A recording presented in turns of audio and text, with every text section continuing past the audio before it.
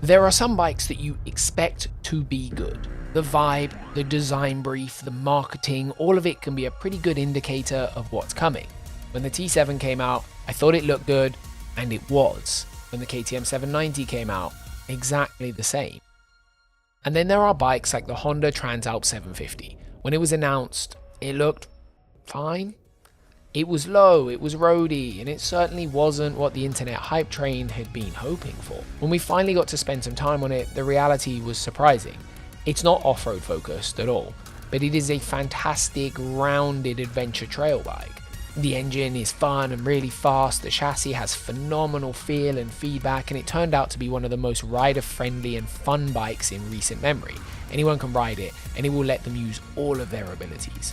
But what if you changed the direction of the Transalp a little and made the suspension a bit better off-road? Would it still work as a good bike? My friend Lorry, the owner of Outback Motortech, bought one for product testing.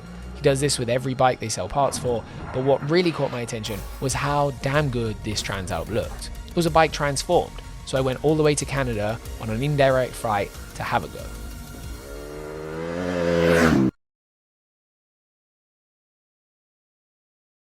Despite looking significantly better than a stock Transalp, the Outback version is surprisingly close to a stock bike. When you start a Transalp project bike, there's a few very simple fundamentals you need to address. The first is it needs some very good protection, because the bottom of the bike is extremely exposed. We also did this in our full review. I needed to put something on the sump of this bike, so I opted for Outback Motortech. I've been working with them for quite a long time, and the protection combo is fantastic. I have smashed the bottom of this bike into the ground a lot in the last few days, and it is rock solid. It's not bent, it's not tweaked, it slides over the ground really well. It also needs some better tires, and we really needed to address the suspension, because the stock suspension, it's fine on a gravel road, but you very quickly overstep the mark, and when you overstep the mark of it, it's very unpleasant. The suspension is a little trickier. Lorry opted to take a more measured route to upgrading it. The stock rear shock is a very basic unit that Honda have been using for years, and so it was swapped for something a little fancy. The shock is a TFX Freelexer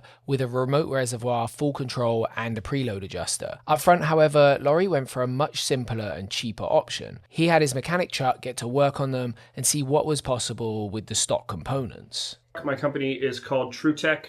I work on dirt bikes. I don't work on street bikes or ATVs or anything like that. Every now and again, I'll dabble in adventure a little bit, but that's as far to the street side as I go. Well, the suspension on the Transalp was just like the suspension on all of the adventure bikes. Way too soft. It was undersprung. It was undervalved. The TFX shock obviously solved that problem without me having to really get into it. But the forks, I started by springing them, and then I also just messed around with the valving a little bit. There's not a whole lot of valving to mess around with in those forks. They're, by enduro or any off-road standards, they're absolutely pitiful. But there's enough there that I can mess with it a little bit to provide some damping. And did you change the fork oil from standard? I forget. What did the notes say? I can't remember either. I can't remember. We'll make a note about that. I think I did. Oh, the notes said that I went. Hot, you made a mix of 5 and 20. So 5 and 20, so we're like 12.5. Yeah, something like that. Okay. So I did go thicker on the oil. Yeah. And that'll just be because the valves, the physical valves inside that suspension they're so tiny that it's impossible to get adequate damping out of them. So most of the time with adventure bikes, I'll go up on the oil. Yeah. Just to kind of as a crutch for the problems. Yes. Yeah. It's not proper, but but it does. It's a simple solution. So if like somebody was going to work on that fork at home, that's probably the easiest solution for them. Definitely. To just chuck heavier oil in. And for 90% of adventure riders, that's going to do thick oil, right springs, job done. Move on. The two other performance mods are the exhaust and the tires. The stock exhaust is pretty vulnerable for technical or more difficult off-road focused riding. It's fine on a gravel road. Everything else, it starts to look a bit vulnerable. It's very low and it mounts on the pillion footrest. Lorry replaced it with an HP Corsa titanium high exhaust. It's a huge upgrade with a little extra power and torque, a little weight loss, and a much neater, more tucked away design. For the tires, he opted for Motos Tractionators on the standard wheel set with tubes. The handguards are the ubiquitous Barkbuster VPS, and from there there, the upgrades are mostly cosmetic. The rear rack was removed and a tail tidy and Yoshimura indicators were fitted. Up front, the tall touring style screen was cut down to a less face-jabbing height. This thing sounds angry. Day one on the Outback Transalp was interesting. After landing in the land of moose, logging, check shirts and maple syrup, we headed out to shoot some photos and the sunset. I was hyped on some of the pictures. The colors and everything, it's so beautiful compared to European sun and colors, and it's hard to explain, but it was great.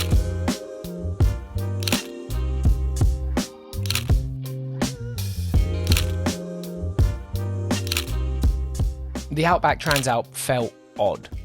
Or more specifically, I felt odd on it. I just did not gel with it particularly quickly. I couldn't figure out if it was the jet lag, too much high blood sugar from too much maple syrup, the dry ground, or the bike setup, but it felt like it was more than just some bedding in needed. The riding position was a tiny bit off balance for me, the tyres felt loose on the ground, and the suspension was a touch harsh. I kept tucking the front when I wasn't expecting to. It was stiffer than stock by a long way, and you could 100% ride this bike unlike you can ride a standard Transalp, but it didn't feel quite right. It had this slight awkwardness to it rather than like a really nice flow. Now, it wasn't exactly gloomy. This is not a bad problem to have. I was having an incredible time. The riding is so good. The Transalp has a free revving, super fun engine to ride, and that was only better with the HP Corsa exhaust. It's not a full system, so it's still emissions legal, but it does add a little more pep and a little more bark to the sound. You can see in this clip, I was pretty comfortable on it. It just wasn't right at the top tier. I was still able to do a lot of really fun stuff, and I gave it another full day on the bike to make sure that I wasn't going mad, and I wasn't. Something didn't quite work.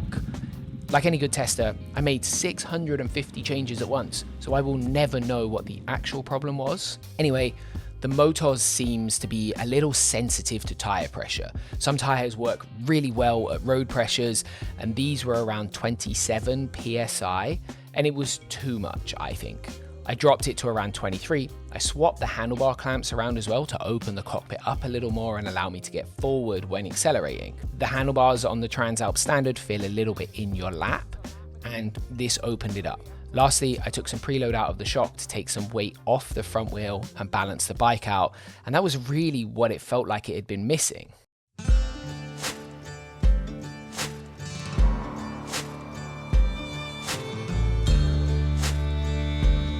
Just you wait to listen for the storm.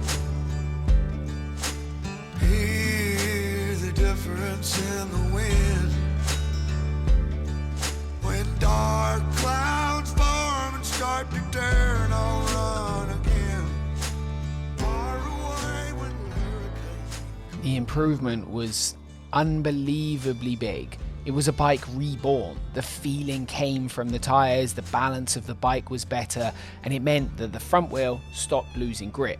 The real interesting part for me is how those traits that I really adored about the stock bike were now less hidden. I love the chassis. I think it has great feedback.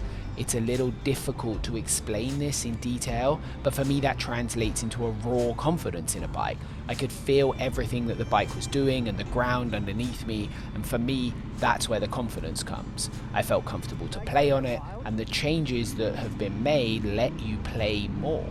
Now the Motos tyres on this bike are not the grippiest tyre I've ever ridden, but in British Columbia, on that Transalp, they were unbelievably predictable. You could slide forever on them. It was like I'd bought talent for sliding a bike that I normally don't have, and I think the consistency of the tyre on all lean angles was the key. The stiffer suspension was helping, for sure, but I ended up having one of the funnest days I have had on an adventure bike in years. The forks are a little limited. They're not plush, but they're just not soupy and overly soft anymore. It means you can take a little hit and not feel it in your soul. It's not groundbreaking, but it is 100 times better than the stock bike is. The motor is so free revving, it's got a little more torque, but ultimately it is still a Transalp. I did notice that because it's less torque focused and a much more linear delivery in the way it makes power, it does sometimes break traction. That and the tyre together are maybe not working well. This thing spins a lot. Sometimes that is amazing. For power sliding and playing, it is a hero bike. For finding grip and riding more extreme or technical stuff, it can be a little tricky. It does spin if the ground is loose, but it's not bad. It's just not a T7 or an 800DE. Lorry has really changed the Transalp with some moderate changes, but it's still a Transalp 750 just unlocked. It's still low to the ground because the travel is 190mm and the engine is low. It's best suited to gravel roads and 2-track. I tested the sump guard and the crash bars a ton during these 3 days, and they do open the Transalp up to riding some single track and being pushed a little bit more.